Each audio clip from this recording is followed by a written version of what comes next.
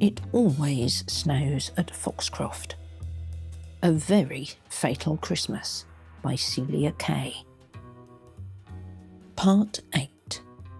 A Christmas Corpse or Two. Monsieur Vernier knocked again.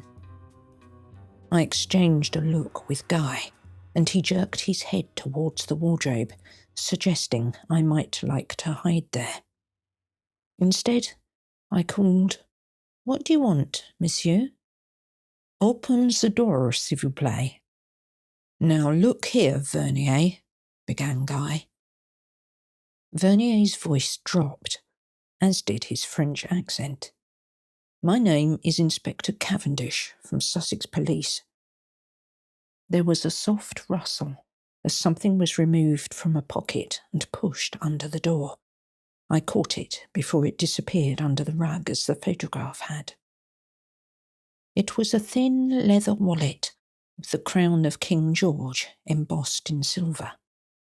Inside was a warrant card, number 96, issued to Wilfred Cavendish, dated 1947. The photograph on the facing page was him all right. Sterner, more determined somehow than the foppish Vernier. It recalled my dealings with the police regarding my aunt. I'd seen enough warrants to know it was genuine, and with a shaking hand, I turned the key in the lock. Vernier, or rather Inspector Cavendish, opened the door and slipped inside.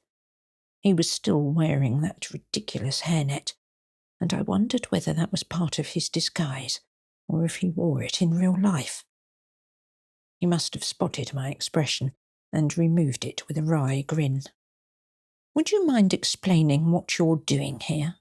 I asked, returning his warrant card to him. "Mr. Elverton has already told me he didn't invite you."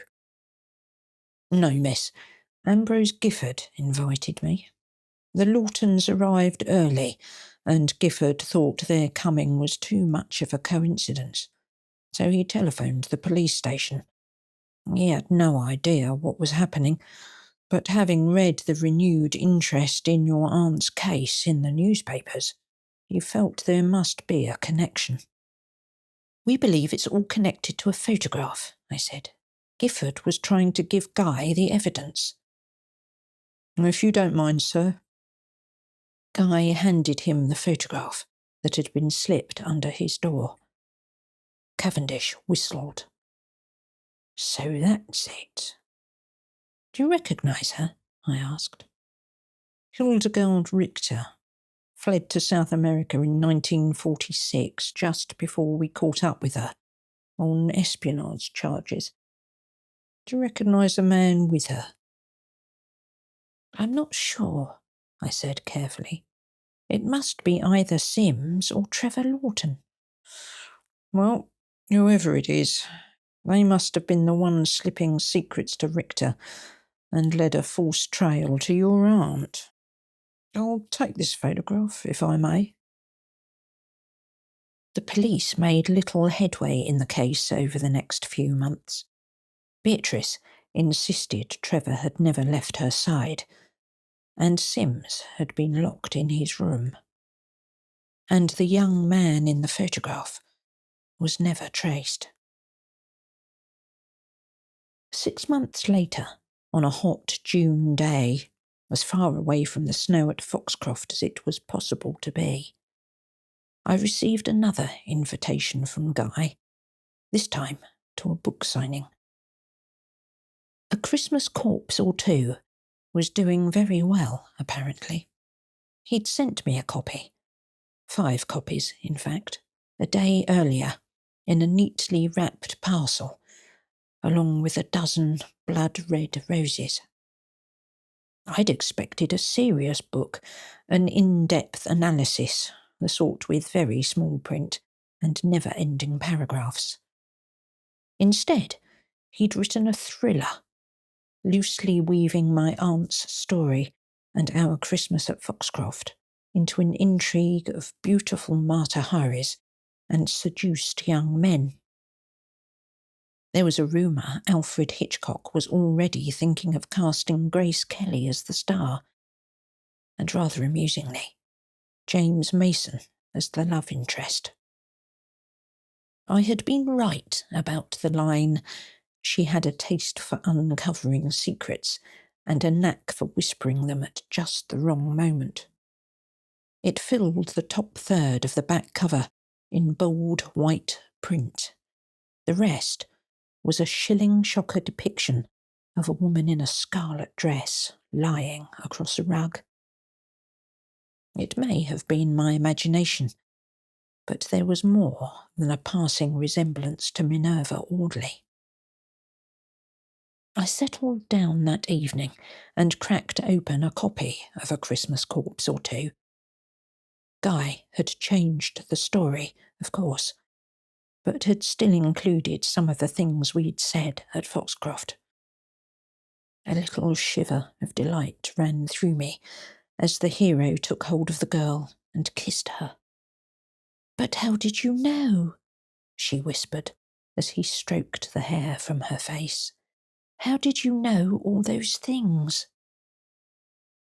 The warm summer air drifted in through the open window, and my mind began to sink toward sleep. But as the book sagged in my hand, and my gaze wandered to the softly billowing curtains, a cold dread suddenly took hold of me. How had you known all those things? I'd read my aunt's journal from cover to cover 100, 200, 500 times, but not even I had known the people she'd worked with. Until Guy told me. I sat up straight, suddenly wide awake, and closed A Christmas Corpse or Two. How had he known whom to invite to Foxcroft Hall? My aunt and I had been in the newspapers, but nobody else had. There were no names in my aunt's journal at all. There were clues. Her friend's black cigarettes in a tortoiseshell holder, the filing clerk's penchant for hideous cravats, and the superior officer's cocker spaniel. But it was only after I'd got to Foxcroft that these clues made any sense, and that was with Guy's help. But Guy had known everybody, and they'd known him. And that could only happen if he'd been there. It certainly explained why the atmosphere changed when he'd arrived, why it always felt staged. I got up and closed the window, the soft breeze suddenly raising goose pimples across my skin. I went to the kitchen and put the kettle on, my mind only half on what I was doing. I thought back to the card game, when I'd been slipped the Queen of Spades marked "I know." It hadn't been meant for me at all. Guy had passed it on, and what's more, there hadn't been any others in the discard pile. So the 5 of hearts in my room must have been written later. By him. Minerva Audley wasn't on a fishing expedition. She'd cast a single line and hooked Guy. Which meant I jumped as the kettle whistled, the shrill sound reminding me of Beatrice Lawton's scream that night. Oh, surely I was wrong. Surely I was wrong. I sank down onto the kitchen chair as I remembered Guy lighting my cigarette after we'd seen Minerva's body. There had been a scent on his fingers, a warm, clean scent. A perfume. The perfume from Minerva's neck as he had plunged the pen into it. The perfume from Minerva's neck. As for the photographs, Guy hadn't been in the remaining snaps because he'd taken them, all bar the one of him with Hildegard. And Gifford hadn't slipped a photograph under Guy's door. It had been Minerva, as part of her blackmail attempt. He'd shown it to me to see if I recognised him.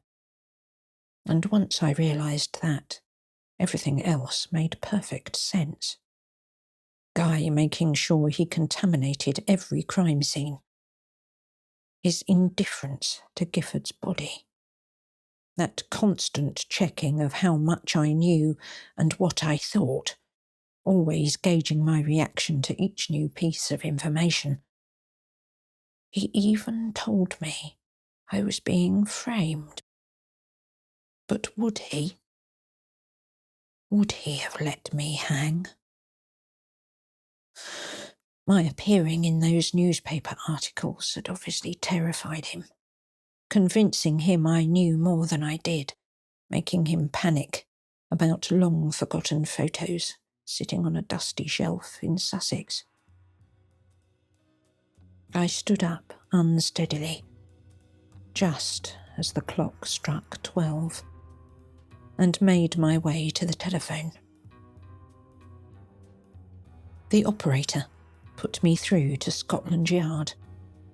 Yes, someone would get a message to Inspector Cavendish. And as I waited to be connected, I knew I would never forget that very fatal Christmas.